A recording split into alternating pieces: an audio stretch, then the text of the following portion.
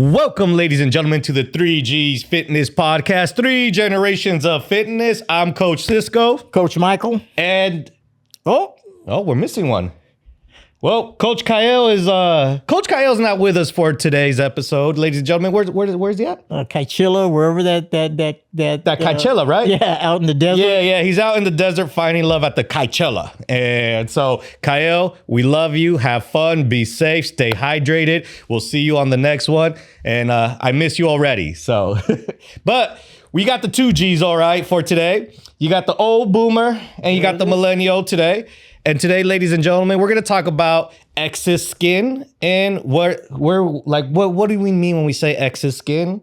Is we're talking about people that deal with excess skin through weight loss. Yep, that's it. And a lot of it is from surgical procedures that are done. Mm-hmm. You know, because doing a surgical procedure, you're going to lose a lot of weight real quick. Yeah. But, you know, as you know, it takes time for skin to stretch back into place. It's like, 2 to 3 months, it has a process that starts. And then from 3 to 6 months, it starts to make that move. And then from 6 to 12 months, it starts to fit in. So you're talking almost 2 years for that process to happen. So in order for that to happen, that means you got to be consistent on your diet. Mm-hmm. Okay, because obviously at least I don't agree with it. With medical procedure or with GLP. I don't agree with those because those to me are quick fix situations. Well, they're quick fixes, and then not just that. It's one of those where I feel like people that are doing it, they are doing it for medical reasons. Maybe they're obese, right? So we got to look at that too. One thing that I've always come across, what I've seen is I've seen a lot of people that maybe have lost 50 plus pounds. And if you're losing that much weight in a very short period of time, you're not allowing your skin to adapt to that change, very similar to what you said.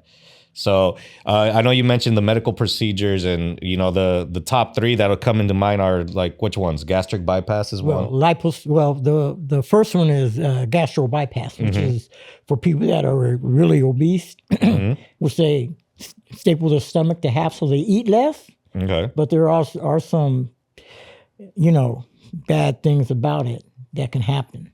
Mm-hmm. Okay. And then there's liposuction, where it's suctioned out by sections. If you want it from the thighs, from hips or whatever, from there. And then there's sleeve gastric, which is where they surgically cut half your stomach.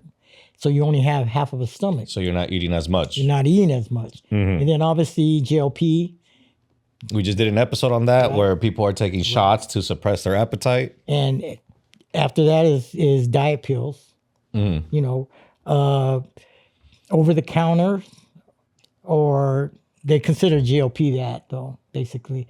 But it's over the counter pills, like basically fat burners, which I did use at one time. You little cheater. I tried it. Yeah. And it does work. It does help, but at the same time, it can cause problems too, high blood pressure and stuff like that.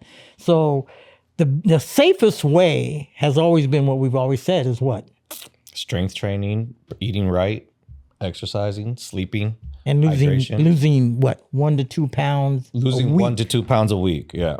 Okay, because that's a slower process. Yes, well, the slower process, like I said, it's like my favorite song, Usher, Nice and Slow. You go nice and slow, you're gonna have a great result. And that's the main thing, is that when you're with these shortcuts, it's just way too fast. Some of these people are losing 4 to 10 pounds a week, and you're not allowing the body to adapt to that change.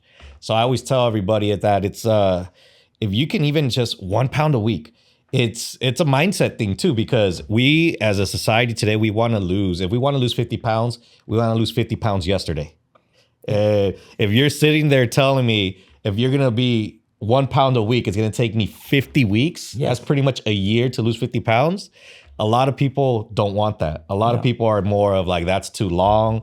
No, but it's in the long run, I think it's going to help them out, because I always use this as an example. And maybe you might remember this show in the early 2000s. There was a show called The Biggest Loser. Yeah. The Biggest Loser was a weight loss competition. And these people were pretty obese. Yeah. and they all had goals of losing anywhere from 50 to 150 pounds.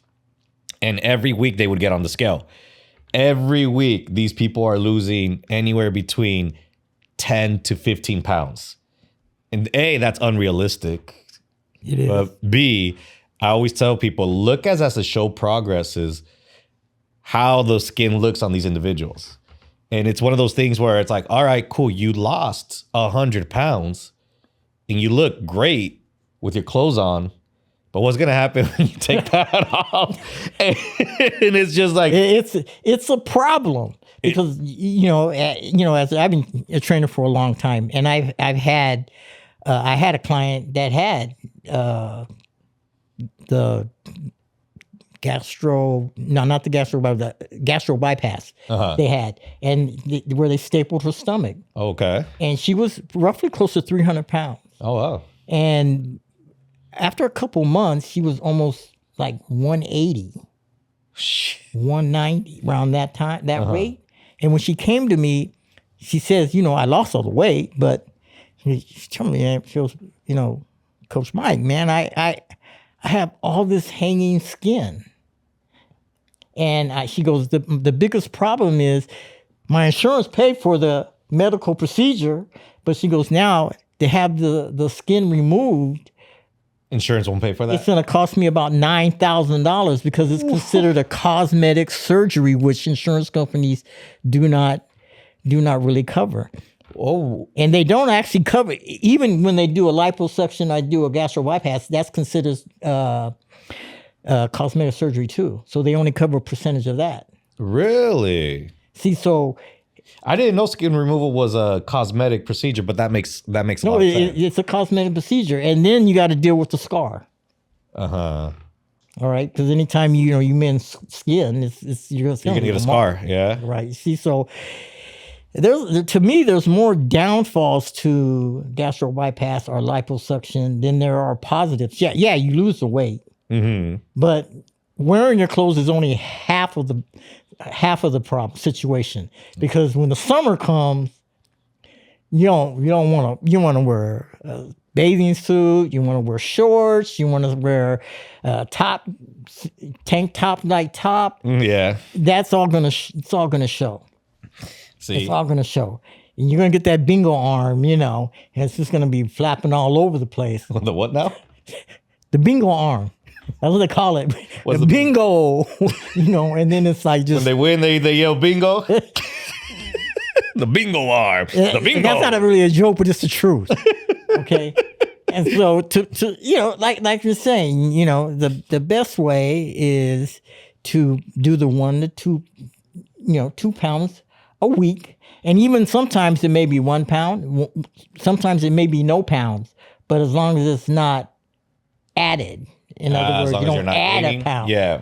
Okay, because then you're going in the wrong direction. And I like that you had an experience with a client that did it through that dealt with excess skin through a surgery. I had one of my clients. She was only able to really lift weights when we were together. So she could do some of the weights on her own, but she did have some needs where the harder weights and the harder stuff, where it was a little bit more optimal was mainly for us. So she probably would do really a good weightlifting day once a week with me. And then the other day, maybe she would do the machines that she would feel comfortable with, but she did a lot of cardio. And in about like 3 years, she did lose over 100 pounds. The only problem was, even with that, she did do it with exercise. She did watch her diet, but her main exercise was cardio.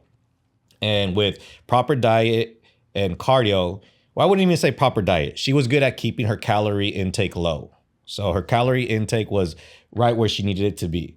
So she wasn't really eating the proper food. Like, she would actually eat fast food every day, believe it or not. But with the fast food that she would have every day, she did lose the weight. And she went from 260 to about 130 pounds. Good job. It was great. And all the medical stuff that she had went away. So that was good. But then she did notice that, the skin wasn't where she wanted it to be. And that's when the main focus was, probably your nutrition. You needed more protein. you probably needed to get a lot more food that was high in collagen as well too. Yeah. Yeah. But And because like I said, that was the main thing with her nutrition. But the one thing that I told her was what we would need to do more is, look, instead of doing 1 day of weights with me and maybe 1 day of weights on your own, how about, you're coming to, she was coming to the gym 6 times a week. So that means she was doing 4 days cardio, 2 days weights. And I told her, let's switch that. How about we do 4-day weights and 2-day cardio? And so that got a little bit better. And like I said, we got her as low to 130. She's probably about 165 today. And she looks better today, feels better. And the medical stuff is not lingering like it was when she was 260 pounds. So it was one of those things that her skin's better today. And just adding more resistance training helped her out. And so I'm a big proponent that food is going to be very important as well too. But if you are limited to whatever resources you have, do with what you can and just probably maybe try to find a place where you can do more resistance training. Because now she's building muscle to kind of help fill in that space that her fat left. Yeah. Because, obviously fat's like a blanket. It is. It covers your skeletal muscular shape. Mm-hmm. And if you don't get rid of it, okay, you're gonna look like you're gonna be smooth and stuff. But as we were talking, there's another one. There's keto, which I think is more damaging than most of them, because keto is, you get protein. Yeah. What they want. You stay away from carbs, and you get fiber. And the necessity, but if you stop, what happens? You gain the weight back really quick. And that's the thing about keto. You have to stay on it until you start training, you start working out. Okay, I see which avenue you're taking us now. And to me, if you're gonna work out and you're gonna eat right, why do keto? You don't need to. You don't need to. But you're the avenue that you're heading towards is the fad diets, right? The keto diet. That's why I didn't really say anything about Atkins diet. It's a fad diet. And throughout the years, that's what we've called them. We call them fads because they're great for your first 2 to 3 months, but these diets are not sustainable, So it's one of those where it's not going to be, because that's another one. They lose weight really fast.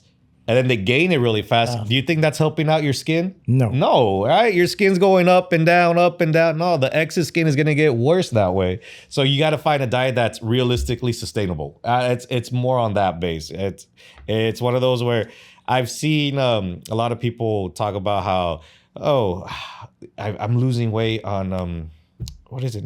Jenny Craig, but Jenny Craig was a big one. Yeah. Jenny Craig, yeah. And Weight loss. Weight Watchers. There you go. That's the one that I'm thinking of, where it still allows individuals to eat the food that they can, but maintain it in a portion. I would rather have people go that route than, something drastic as a fad. Definitely. And so, but the main thing is that I think the one thing that we're finding in common is that a lot of these individuals are not patient enough. Mm-hmm. And that's the problem, you want it to happen real quick. Yes. Okay. And by doing that, you got to remember, just have to remember, you might lose the weight, but your skin, it's not going to just, as you lose fit, it's just going to hang. Ew. And so you look good in your clothes, but then when you want to wear something short, you want to wear, or you want to just make love. It's not going to, Go on. It's not gonna look good naked. That